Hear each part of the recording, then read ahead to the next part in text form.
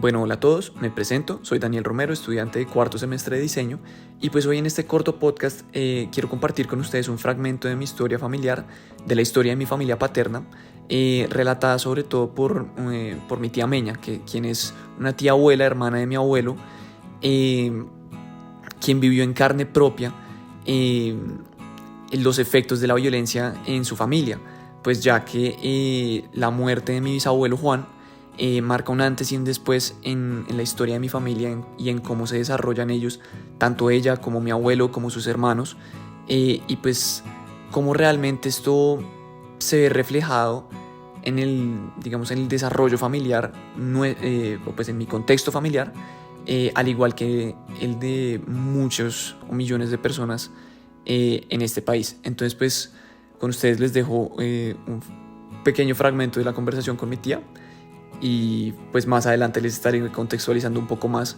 la relevancia de los personajes de esta historia. Bueno, amor, a ver, yo comienzo diciéndote que toda mi vida, desde muy niña, escuché ese tema de la violencia en Colombia, ¿no?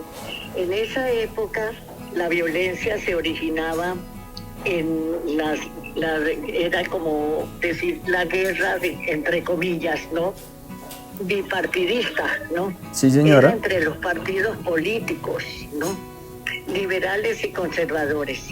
En esa época, te estoy hablando, bueno, yo nací en 1930, 32, en 30 fue mi hermana Auri, yo soy del 32, y desde que tenía de pronto 8 o 10 años ya estaba pues escuchando ese problema, ¿no?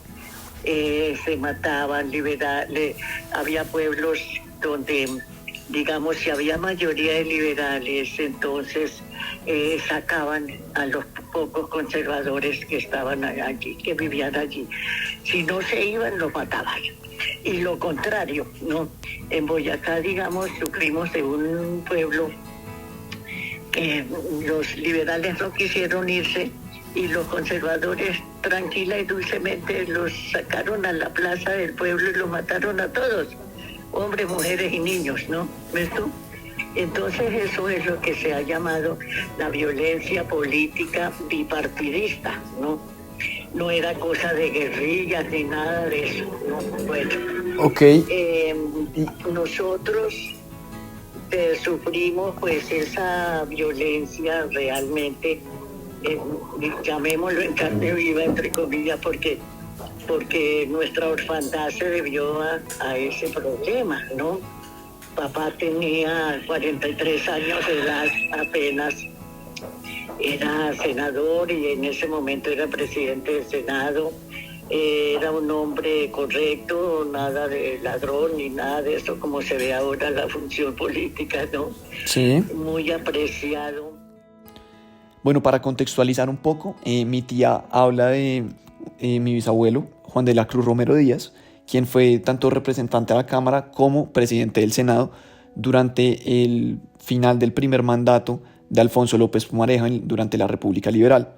Él fue asesinado a principios de los años 40 por rebeldes conservadores y pues digamos que ese hecho cambió totalmente el manejo de su familia, tanto de ella como de mis tías, mi abuelo y mi tío, y sobre cómo ellos se criaron y pues ya que realmente se quedaron huérfanos pues de padre muy jóvenes. Entonces pues con ello les voy a compartir un poquito un fragmento de lo que cuenta mi tía. Estábamos ya acostados, ¿no? Y a la 1:10 de la madrugada llegó una mujer, oímos una voz de mujer, yo me desperté con esa voz que decía: doctor Romero, por favor salga, que a mi hijo lo hirieron. Él está herido, él no está muerto, pero la policía dice que está muerto y no me lo deja recoger, pero él está herido. Salga, por favor, y me ayuda. Entonces papá enseguida se levantó y la señora esa se llamaba Águeda, no sé qué. Y entonces él salió con ella. Cuando llegó a la plaza, había dos sujetos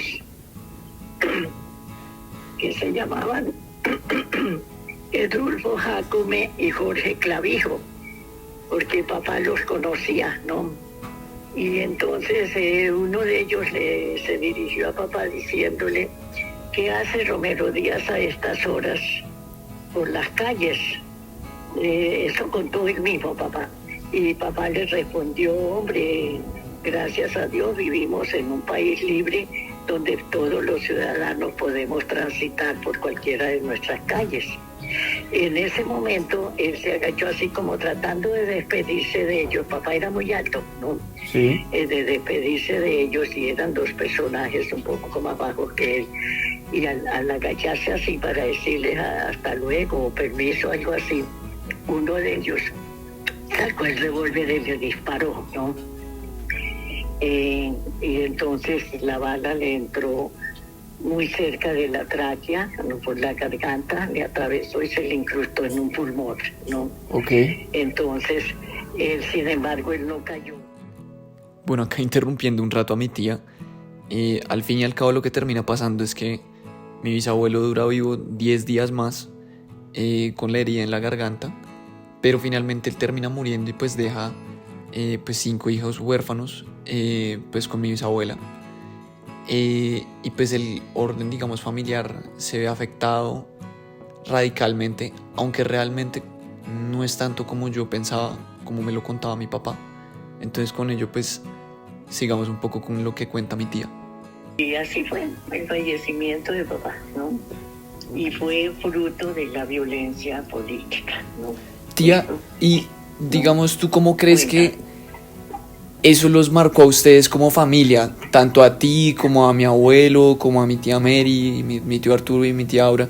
¿Cómo crees que los marcó a ustedes como en su formación más adelante, ya pues que ustedes crecieron y se desarrollaron ya como personas? Bueno, a ver, para nosotros papá se convirtió como en un ídolo, ¿no? Sí. En algo lindo, en algo que no pudimos disfrutar, ¿no? Que no pudimos verlo envejecer, ¿no? Y entonces, pero también en las enseñanzas que alcanzó a darnos, a dejarnos, las recomendaciones esas que le hizo mamá, que yo fui testigo de ellas, ¿no? Sí. Arturo y yo, que eran los que estábamos allá al pie. Porque mi hermana Auri se había quedado con la abuelita, que le dio un ataque al corazón de la angustia con la herida de papá, ¿no? Bueno, entonces nos marcó,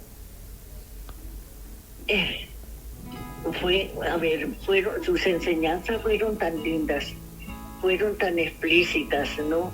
El ejemplo que nos dio de corrección, de buena educación. Él no permitía malas palabras en la casa, nunca nos pegó, jamás, ¿no? Siempre fue su crianza. Lo poco que logró hacer fue con enseñanzas, siempre nos daba la explicación, ¿no? El por qué no se debía hacer algo, o el por qué sí, ¿no? Okay. Entonces, realmente fue un ejemplo muy bonito que nos dejó, ¿no? Tía, te quería preguntar también cómo, ya después de que fallece pues tu papá, ¿cómo se vio afectado cómo creciste tú, a diferencia, digamos, de mi abuelo, Mario, y pues Arturo y ellos, pues cómo crecieron ustedes como mujeres, pues en una familia donde se quedaron sin la cabeza de familia, pues listo, los crió ustedes, sus tíos y demás, Sí. Pero pues no, las condiciones de vida me imagino que no fueran las mismas. No, nada cambió en la casa. Ok. En la casa nada cambió, papito, ¿por qué? Porque como mamá vivía por las idas de papá para Bogotá, a la cuestión del Congreso, y primero la Cámara, luego el Senado, ¿ves tú, no? Sí. Entonces, mamá no fue, iba a Bogotá una temporadita y se devolvía, porque ella no quería nunca dejar a sus viejitos, ¿no? Ok. ¿Ves tú? Entonces, papá Pachito tomó las riendas de la educación nuestra, ¿no? Realmente. Y nosotros seguimos las normas, ¿no? Mario y Arturo Mario estudió en el colegio, entonces mi papá le encantaba Bucaramanga, esa parte se me escapó, y teníamos una casa en Bucaramanga, ¿no? Entonces, ya cuando llegó el momento del estudio, entonces ya nos fuimos a Bucaramanga. Mario estudió en el colegio Virrey Solís, tu abuelo, ¿no? Sí, sí. Y Arturo, que era un colegio privado de religiosos, y Arturo en el colegio Santander, el colegio oficial de Bucaramanga, el bachillerato, ¿no? Ok. Y Mario lo terminó en Cartagena porque se ganó una beca, pero era en Cartagena, y a Cartagena fue a dar con su beca, ¿no? Y allá terminó su bachillerato. Arturo lo terminó en Bogotá. El cuarto de bachillerato se fue los 2 años a Bogotá, en el Colegio San Bartolomé de Bogotá, ¿no? Sí. Y ahí ambos, Arturo estudió abogacía y Mario estudió la medicina, ¿no? Y nosotras sí estábamos en Bucaramanga, estudiamos en Bucaramanga, ¿no? Ok. En el colegio de las franciscanas, ¿no? Sí. Entonces, Santísima Trinidad de las franciscanas. Pero la falta de papá fue dura en función pues sí, uno sin papá en las reuniones de padres de familia, todo eso del colegio, ¿no? Iban los papás con las mamás, ¿no? Nosotros no, nada, ¿no? Mamá sola, no siempre, ¿no? Entonces, esa parte afectiva pues es dura, ¿no? Es difícil. Sí. Bueno, tía, y ya para finalizar, pues relacionando un poco como tu historia de vida, como con lo que está pasando actualmente en el país, ¿tú qué le recomendarías o le dirías a la familia, a las hijitas y al hijito de Miguel Uribe, pues el senador que sabes que lo acabaron de asesinar? Como cuál sería como unas palabras que les dirías a ellos, pues para evitar fomentar como la violencia, pues que nos ha marcado realmente a nosotros como país durante pues, los últimos tiempos realmente? Yo les diría, realmente les diría que no, lo que les dijo la esposa de Miguel, ¿no? Sí. Que les dijo que no quería que tuvieran odios, ¿no? Que no quería, pues que siguieran como en la violencia esa política, ¿no? Eso les diría, que no es bueno, porque nunca se va a terminar. Okay. Papito, mira, estas épocas, te estoy hablando hace 60 años, pues eso, ¿no? Y mira, todavía estamos igual. Sí. Entonces, el consejo sería ese, la opinión más bien, ¿no? Por favor, no fomenten esa violencia política, porque eso es lo que lleva a la gente ignorante a proceder así, ¿no? ¿Ves? O los que se aprovechan también, que contratan, porque los que le dispararon a papá, se supo que les habían pagado, ¿ves tú? ¿No? Sí, parecido como lo que pasó ahorita. Sí. Igualitico. Yo cuando oigo esas cosas sufro, ¿no? Claro. Porque enseguida pues